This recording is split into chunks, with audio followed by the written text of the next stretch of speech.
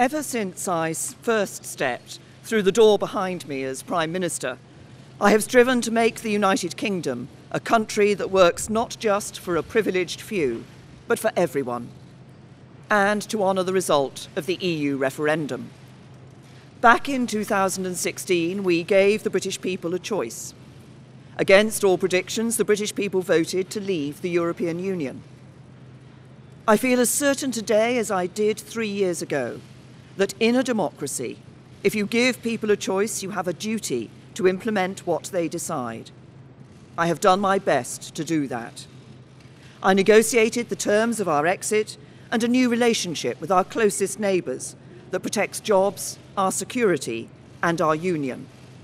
I have done everything I can to convince MPs to back that deal. Sadly, I have not been able to do so. I tried 3 times. I believe it was right to persevere, even when the odds against success seemed high. But it is now clear to me that it is in the best interests of the country for a new Prime Minister to lead that effort. So I am today announcing that I will resign as leader of the Conservative and Unionist Party on Friday the 7th of June, so that a successor can be chosen. I've agreed with the party chairman and with the chairman of the 1922 committee that the process for electing a new leader should begin in the following week. I have kept Her Majesty the Queen fully informed of my intentions, and I will continue to serve as her Prime Minister until the process has concluded. It is, and will always remain, a matter of deep regret to me that I have not been able to deliver Brexit. It will be for my successor to seek a way forward that honours the result of the referendum. To succeed, he or she will have to find consensus in Parliament where I have not. Such a consensus can only be reached if those on all sides of the debate are willing to compromise. For many years, the great humanitarian Sir Nicholas Winton, who saved the lives of hundreds of children by arranging their evacuation from Nazi-occupied Czechoslovakia through the Kindertransport, was my constituent in Maidenhead. At another time of political controversy, a few years before his death, he took me to one side at a local event and gave me a piece of advice. He said, "Never forget that compromise is not a dirty word. Life depends on compromise." He was right. As we strive to find the compromises we need in our politics, whether to deliver Brexit or to restore devolved government in Northern Ireland, we must remember what brought us here. Because the referendum was not just a call to leave the EU, but for profound change in our country. A call to make the United Kingdom a country that truly works for everyone. I'm proud of the progress we have made over the last 3 years.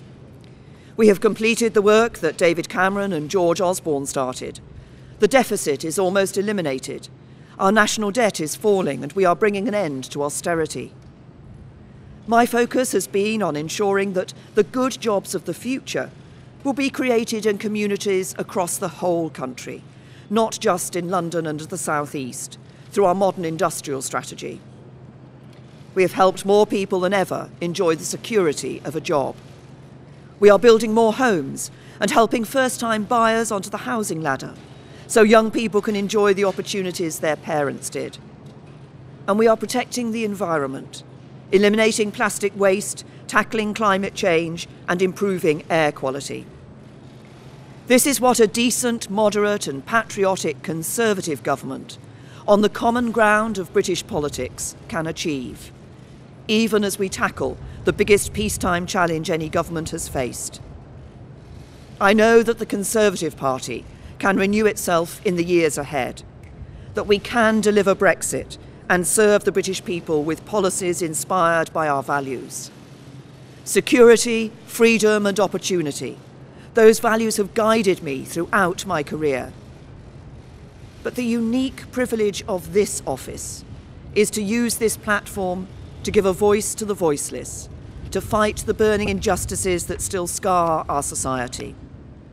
That is why I put proper funding for mental health at the heart of our NHS long-term plan. It's why I'm ending the postcode lottery for survivors of domestic abuse. It is why the race disparity audit and gender pay reporting are shining a light on inequality so it has nowhere to hide. And it is why I set up the independent public inquiry into the tragedy at Grenfell Tower, to search for the truth, so nothing like it can ever happen again, and so the people who lost their lives that night are never forgotten. Because this country is a union, not just a family of 4 nations, but a union of people, all of us. Whatever our background, the colour of our skin, or who we love, we stand together, and together we have a great future. Our politics may be under strain, but there is so much that is good about this country, so much to be proud of, so much to be optimistic about. I will shortly leave the job that it has been the honour of my life to hold. The second female Prime Minister, but certainly not the last. I do so with no ill will, but with enormous and enduring gratitude to have had the opportunity to serve the country I love.